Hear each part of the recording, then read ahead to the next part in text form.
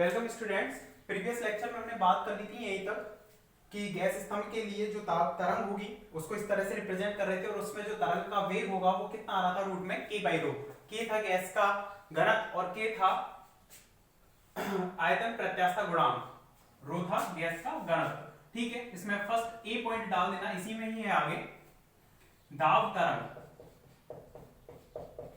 दाब तरंग देखें इधर पहले, चूंकि यहां पर जो प्रतिबल आ रहा था, चूंकि px इक्वल टू हमारे पास कितना आ रहा था minus k del psi upon में डेल x इतना आ रहा था। ठीक है, यदि हम इसका डबल डेरिवेटिव करते हैं समय के रेस्पेक्ट में, यानी कि डेल टू px अपॉन में डेल t स्क्वायर निकालते हैं तो वो कितना जाएगा minus k del two upon में डेल t स्क्वायर किस पर लग जाएगा डेल साई अपॉन में डेल x, इस तरह से लग जाएगा इस पर।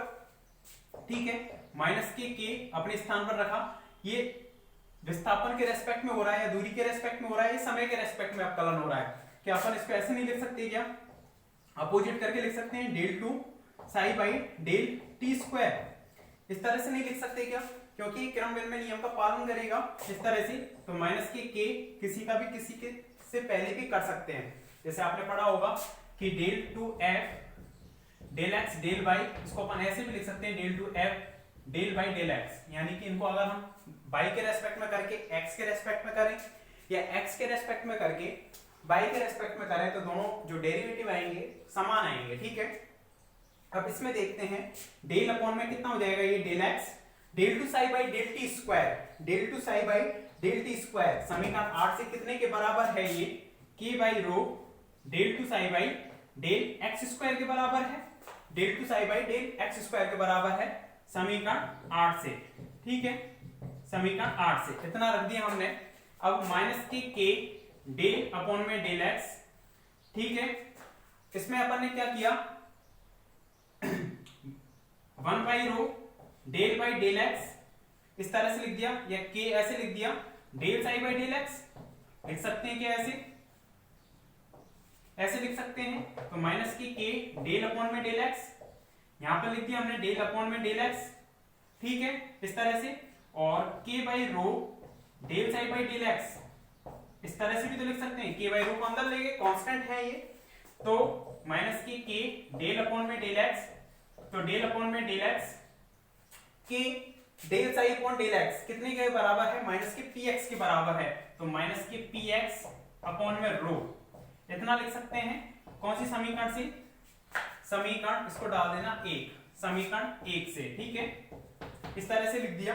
यहां पर ये माइनस माइनस कितना हो जाएगा प्लस में हो जाएगा, तो यहां पर कितना जाएगा k डेल टू अपॉन में डेल एक्स स्क्वायर px और अपॉन में रो लिख सकते हैं या नहीं लिख सकते, तो k अपॉन रो और कितने के बराबर चल रहा था ये डेल टू px अपॉन में डेल टी स्क्वायर।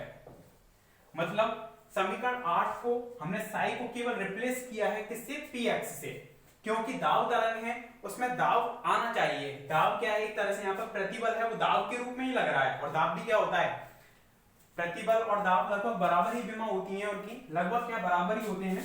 दाब भी होता है बल बटे क्षेत्रफल, ठीक है, और प्रतिबल भी होता है बल बटे क्षेत्रफल। इसी तरह से तो यहाँ पर क्या है, हमने साई को रिप्लेस कर दिया दाब में, इसलिए हम इसको बोल रहे हैं क्या, दाब तरंग। हालांकि होने को पहले भी दाब तरंग थी, लेकिन नॉर्मली हमने इसको px के रूप में रिप्रेजेंट किया है। यहां तक कंप्लीट करो इसको।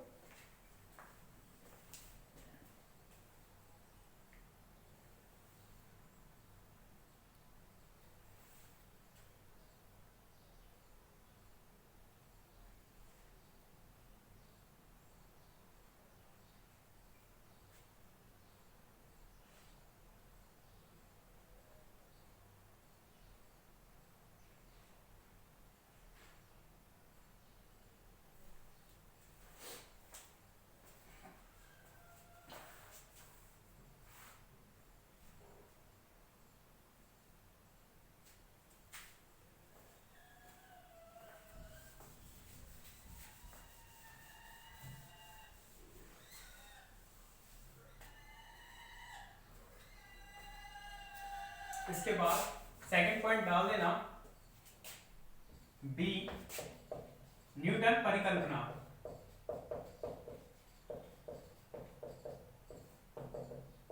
क्या डालना है, न्यूटन परिकल्पना।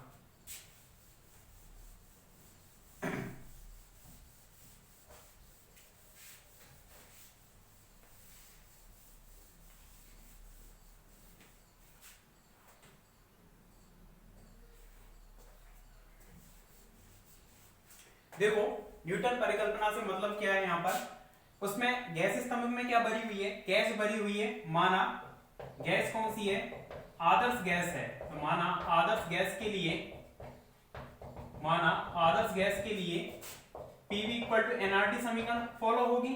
एन इक्वल टू 1 मोल के लिए अगर हम बात करें तो 1 मोल के लिए अगर हम बात करें तो PV equal to R T हो जाएगा।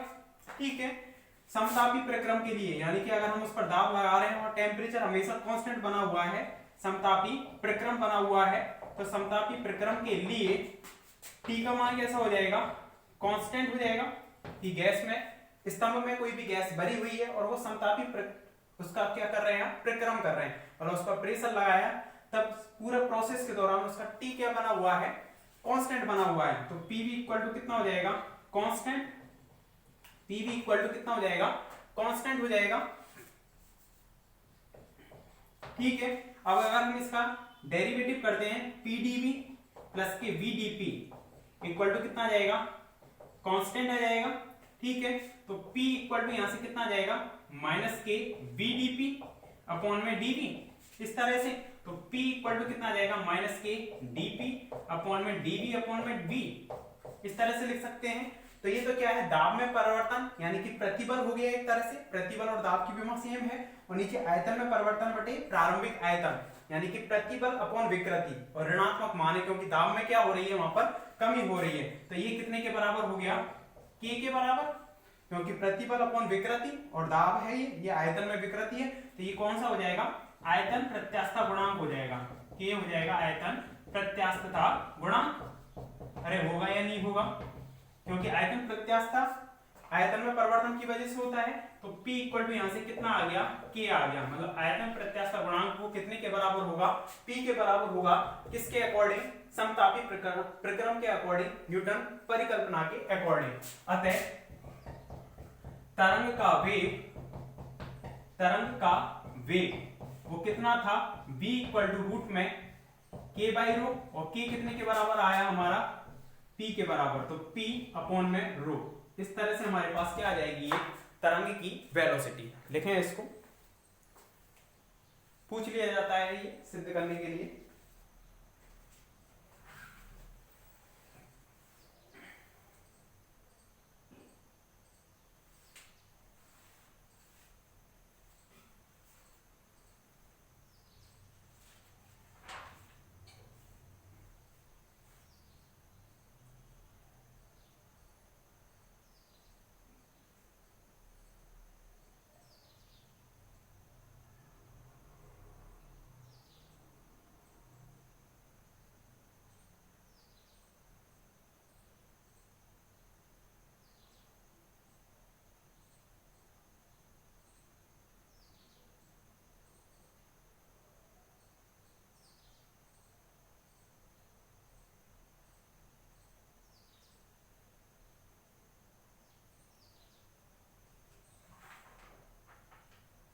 लाइन लिखना, इसके बाद पॉज करके लिख लेना, आपके पास ऑप्शन है, ज्यादा टाइम नहीं लूंगा आपका। उपरोक्त समीकरण वेग की दाब पर निर्भरता को व्यक्त करती है। उपरोक्त समीकरण वेग की दाब पर निर्भरता को व्यक्त करती है जब प्रक्रम समतापी हो, जब प्रक्रम समतापी हो। यह प्रक्रम न्यूटन परिकल्पना है, यह प्रक्रम न्यूटन परिकल्पना है।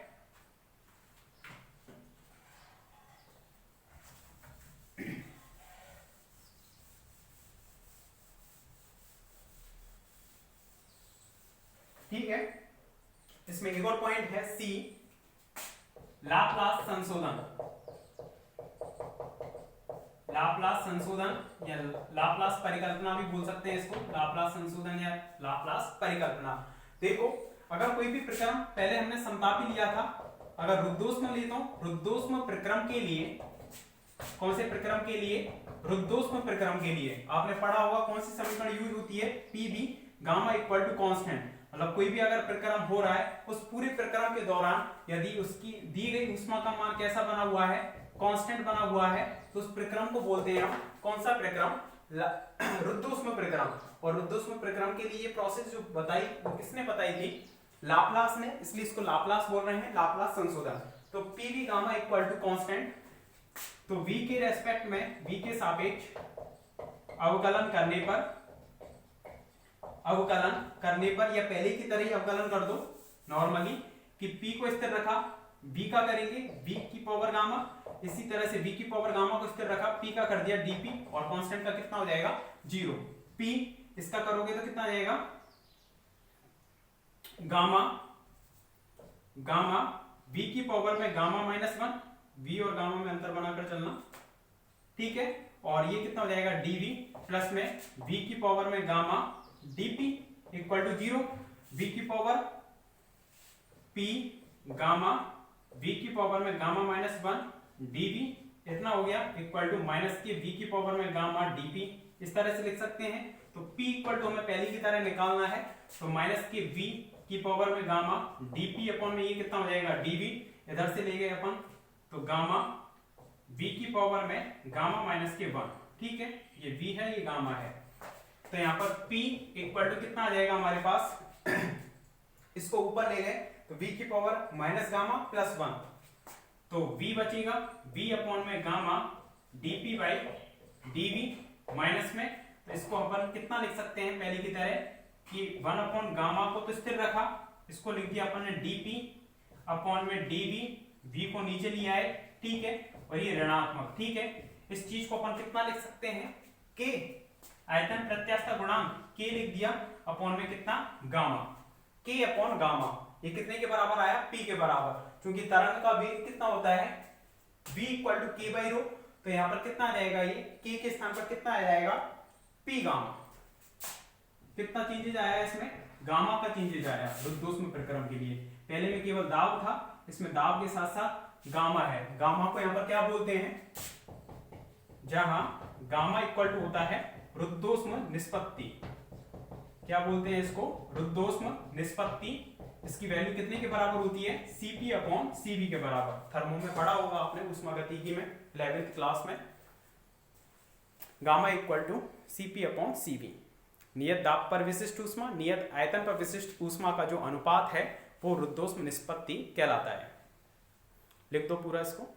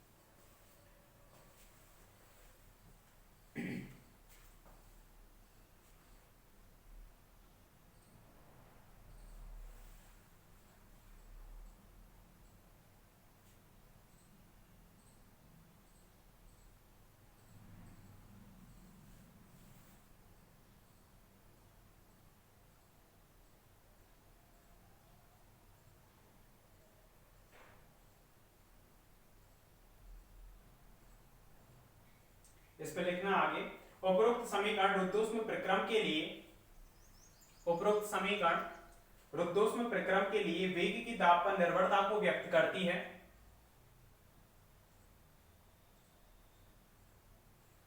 उपरोक्त समीकरण रुद्धोष्म प्रक्रम के लिए वेग की दाब पर निर्भरता को व्यक्त करती है।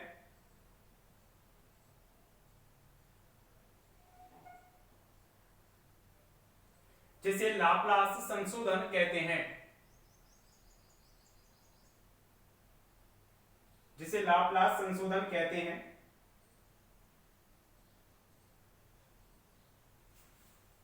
ठीक है, अब इसमें थोड़ा सा अगर हम आदर्श गैस के लिए अगर बात करें, चूंकि PV इक्वल टू nRT, तो इसमें चेंजेस कर सकते हैं अपन थोड़ा सा। PV इक्वल टू nRT से, तो P की वैल्यू कितनी आ जाएगी यहाँ पर nRT अपॉन में V, इस तरह से। तो वेलोसिटी हमारे पास कितनी आ जाएगी, पी की वैल्यू डाल देंगे, इसमें गामा तो है एन आर टी अपॉन में वी इंटू में रो, तो वी है वो प्रोपोर्शनल आ जाएगा यहाँ पर किसके, अंडर रूट टी के, टेम्परेचर के अंडर रूट के क्या होगा, वेग है वो प्रोपोर्शनल होगा। ये भी पूछ लिया जाता है कभी कभी कि रुद्धोष्म प्रक्रम के लिए सिद्ध कीजिए कि तरंगों का जो वेग है ताप के वर्गमूल के क्या होगा, समानुपाती होगा, इसे भी लिख देना।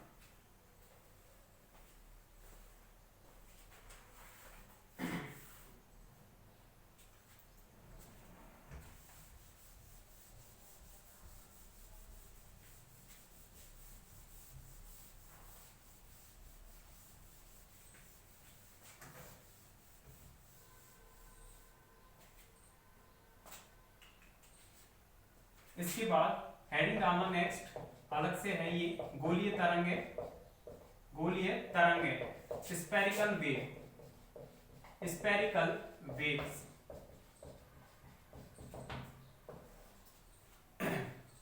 देखो स्पेरिकल वेव क्या है, जैसे कि हमने बात की थी कि अलग अलग टाइप के स्रोत हो सकते हैं प्रकाश के, एक बिंदुवत स्रोत होगा तो उसके लिए तरंगाग्र कैसा होगा, गोलीय शेप में होगा, इस तरह से होगा, ठीक है।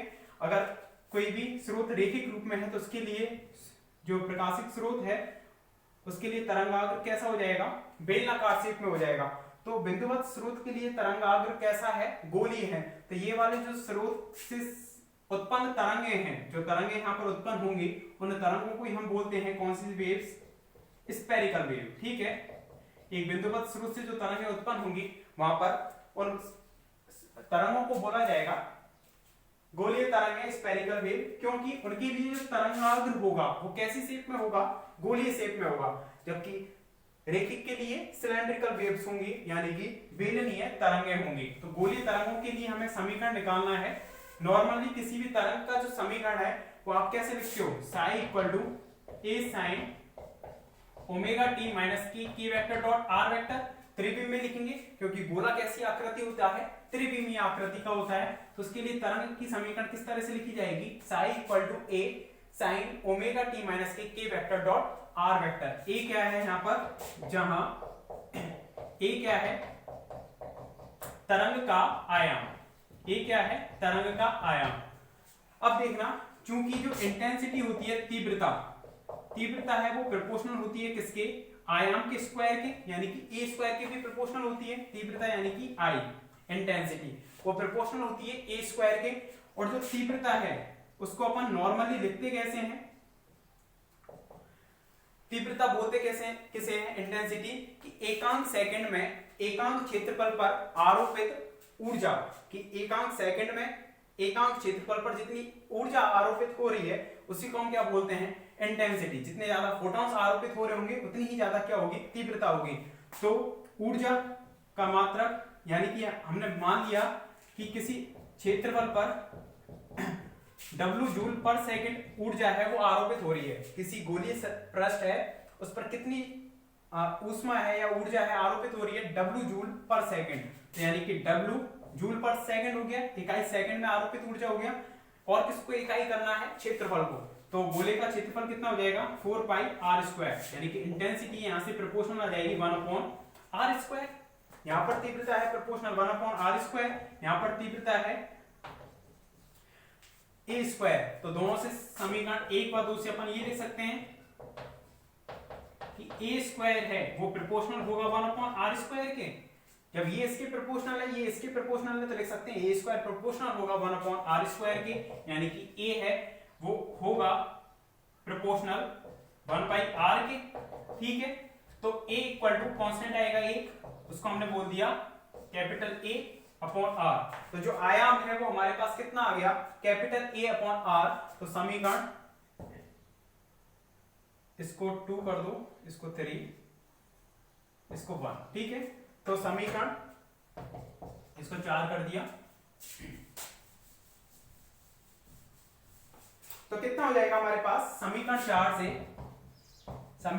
से वैल्यू पुट कर दी हमने समीकरण 1 में, तो वो कितना आ जाएगा हमारे पास, psi equal to A by R sine omega T minus के वेक्टर डॉट आर वेक्टर। ये हमारे पास क्या आ जाएगा, उस गोलीय तरंग की समीकरण, इक्वेशन नंबर 5। लिखें इसमें पहले, माना एक बिंदु स्रोत से तरंगें, माना एक बिंदु स्रोत से तरंगें किसी माध्यम में, माना एक बिंदु स्रोत से तरंगें किसी माध्यम में सभी दिशाओं में समान रूप से गति कर रही हैं,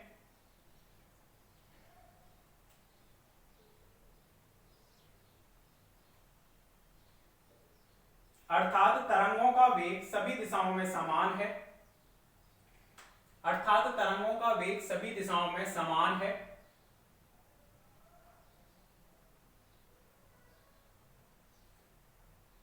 तब इन तरंगों के तरंगाग्र गोलीय आकृति का होगा, तब इन तरंगों का तरंगाग्र गोलीय आकृति का होगा,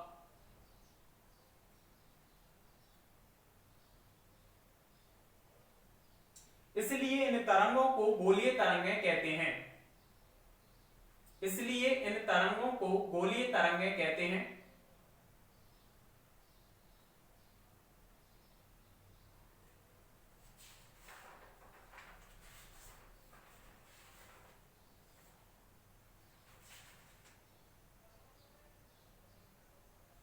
नेक्स्ट लाइन से लिखना, माना बिंदु स्रोत से, माना बिंदु स्रोत से W जूल पर सेकंड ऊर्जा की तरंगें उत्सर्जित हो रही हैं, माना बिंदु स्रोत से W जूल पर सेकंड ऊर्जा की तरंगें उत्सर्जित हो रही हैं, यदि इस बिंदु स्रोत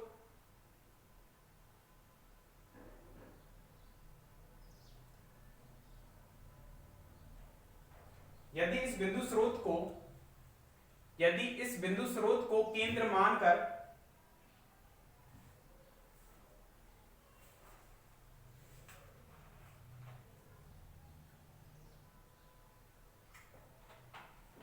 यदि इस बिंदु स्रोत को केंद्र मानकर स्मॉल आर त्रिज्या का एक गोला खींचा जाए तो, स्मॉल आर त्रिज्या का एक गोला खींचा जाए तो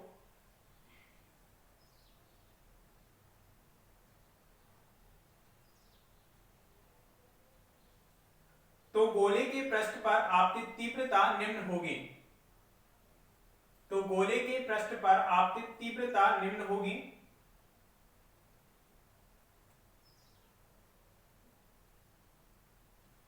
तीव्रता I इक्वल टू, आगे लिखना, तीव्रता I इक्वल टू एकांक सेकंड में आपतित ऊर्जा, तीव्रता I इक्वल टू एकांक सेकंड में आपतित ऊर्जा बटे क्षेत्रफल, एकांक सेकंड में आपतित ऊर्जा बटे क्षेत्रफल।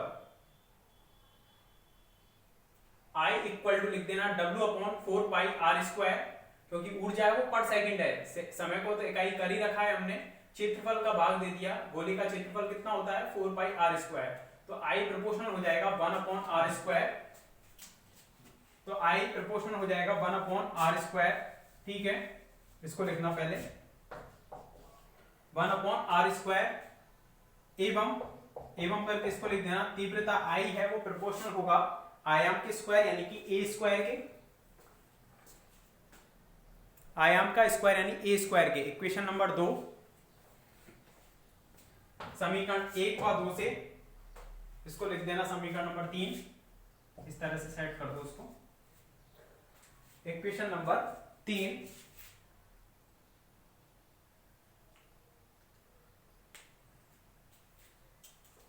चूंकि किसी तरंग का समीकरण निम्न प्रकार से लिखा जाता है, चूंकि किसी तरंग का समीकरण निम्न प्रकार से लिखा जाता है, psi equal to a sin omega t minus k vector dot r vector,